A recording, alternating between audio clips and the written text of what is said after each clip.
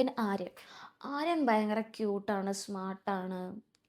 എന്താ പറയുക, ആഹ് കിട്ടുന്ന ടാസ്കൊക്കെ നല്ല അടിപൊളിയായിട്ട് ചെയ്യുന്നുണ്ട്. പക്ഷേ ആര്യന് ശരത്തേട്ടനുമായിട്ടുള്ള കമ്പനി ഭയങ്കര നെഗ്ഗടിക്കുന്നുണ്ട്.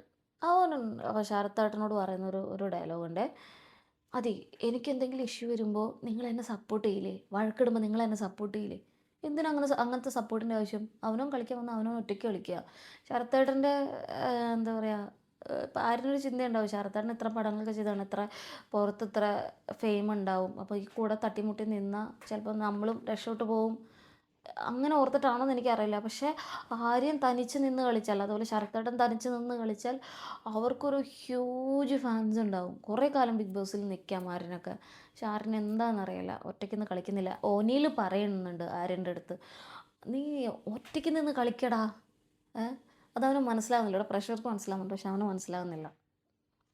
മനസ്സിലാക്കിയാൽ നന്നായിരുന്നു, ഗെയിം നല്ല രസമായേനെ.